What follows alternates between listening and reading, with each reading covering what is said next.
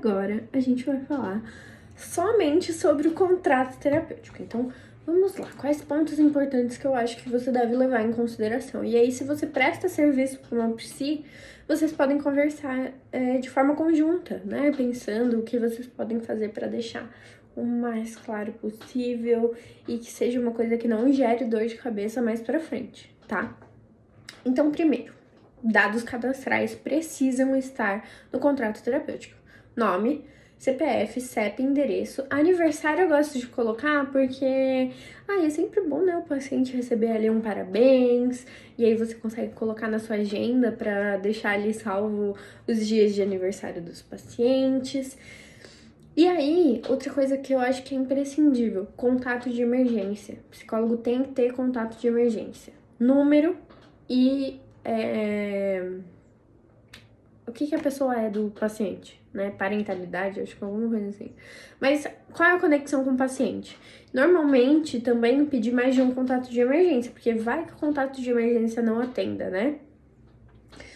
Outra coisa que você tem que colocar muito bem, o sigilo.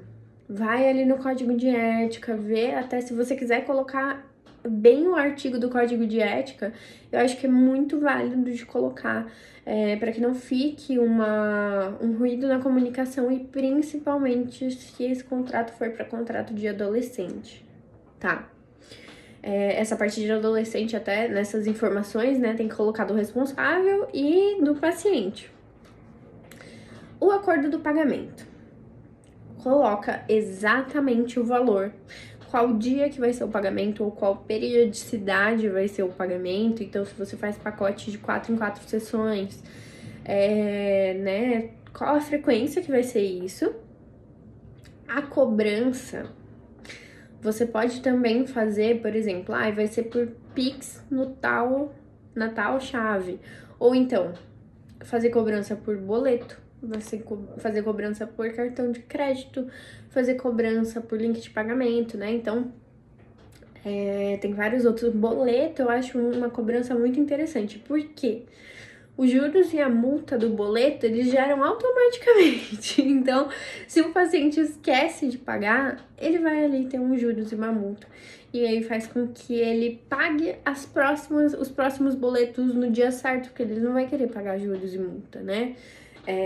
Se ele atrasa o Pix, por exemplo, não tem como falar, manda tanto de juros e de multa. Então, dá uma dificultada, né?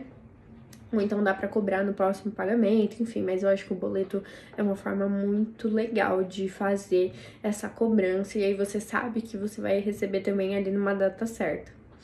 Esse boleto também, o pagamento por boleto funciona com mensalidades e pagamentos mensais.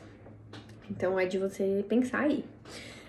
A parte das remarcações, deixa muito claro como que vocês vão fazer para remarcar. Se precisa de 48 horas de antecedência, se precisa de 24 horas.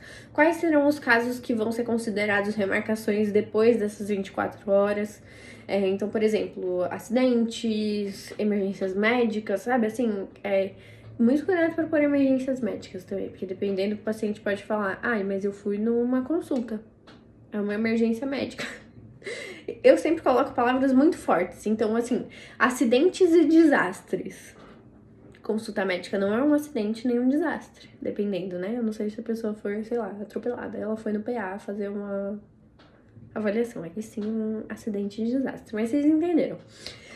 Atrasos eu acho que é uma coisa muito boa pra se ter no contrato. Por quê? Tem psicóloga que, das 6 às 7 a pessoa vai fazer terapia. A pessoa chega às 6h40.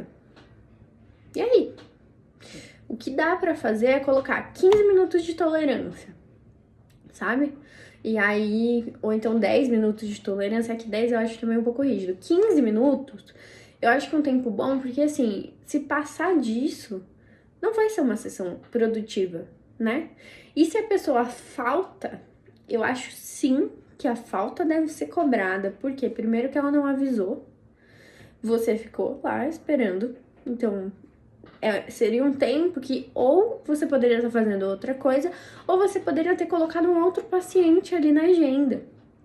E aí, assim, Essa parte tem gente que se choca, né? Tem gente que fala, nossa, mas eu não fiz a sessão, eu vou ter que pagar? Sim, vai ter que pagar, porque tava em contrato, né? Óbvio que você não vai explicar assim, mas explica que um contrato foi feito, que as faltas, elas são cobradas de forma normal, de forma recorrente, porque você não avisou com o tempo de antecedência. Se esse aviso com antecedência for cumprido, aí vocês vão remanejar esse atendimento, né? Então não vai ser uma falta, vai ser uma remarcação. E aí, quais casos em que um contrato é encerrado automaticamente? Por exemplo, o paciente faltou tantas sessões seguidas, pagamentos em aberto. Eu acho que assim, se for, o paciente fez 2 meses de sessão e não pagou. Você vai deixar ele fazer o terceiro e te dar outro calote? Sabe assim? Então, por exemplo, se você fez mais de 3 sessões e não pagou, contrato encerrado automaticamente. E aí coloca no contrato terapêutico também o reajuste anual. Eu esqueci até de escrever aqui, mas coloque o reajuste anual. Por quê? A gente tem uma variação que é para todo mundo. Todas as coisas que a gente compra sofrem variações. Por que o nosso serviço não pode acompanhar essas variações? E aí também é uma crítica ao salário mínimo, né? Porque, pelo amor de Deus. Mas enfim, voltando aqui para essa parte do contrato. Formas de você fazer esse contrato. Pode ser por envio de formulário. Sim, os formulários eles valem. Mas aí o que eu me atentaria é envio da resposta desse formulário. Então, por exemplo, eu sou uma paciente que preenchi lá o contrato e enviei. Esse contrato, ele tem que ser repositado? Ele tem que ser enviado no meu e-mail, sabe? O Forms do Google, dá pra fazer isso, dá pra você colocar que uma cópia da resposta vai ser enviada por e-mail, e aí é uma forma que você tem de assegurar que o paciente tem acesso a isso. Se você quiser também reforçar isso, fazer em sessão, né? Separar ali um tempinho para poder preencher junto. Falar, tal. Você pode também fazer contrato físico, principalmente se você atende de forma presencial. Eu acho que o contrato físico é maravilhoso. E aí você escreve muito bem direitinho essas coisas, vai passando item por item com o paciente. Outras formas também de você fazer é por PDF e assinatura digital. Só que daí, assim, tem alguns pacientes que manjam muito dessa parte de assinatura digital e fazem tudo bonitinho, mas tem pacientes que falam, tá bom, vou fazer sim. E aí fica lá. E muitas vezes não é de propósito, é porque às vezes eles não sabem fazer e tá no começo da terapia e eles não sabem falar as coisas que eles não sabem ainda, sabe? Então, tenta fazer de uma forma fácil, mas de uma forma que fique válida, né? Que seja muito clara, que a pessoa também tenha acesso a esse contrato posteriormente. E aí, sempre que alguma coisa fugir, por exemplo, sempre que houver algum atraso além do período estipulado, sempre que houver alguma falta, reforça essa parte do contrato. Fulaninho, lembra que no começo da terapia a gente estipulou no nosso contrato isso. Vou até pegar aqui pra gente ler juntos. Tá escrito assim, assim, assado, você concordou, então eu estou seguindo este item do nosso contrato. Deixa assim, bem claro, porque assim, às vezes tem paciente que pode ter uma sensação de injustiça. E aí também muitas vezes é da forma que a gente cobra isso. Eu já cobrei isso de uma forma muito rígida às vezes, né? Eu tive esse erro por minha parte.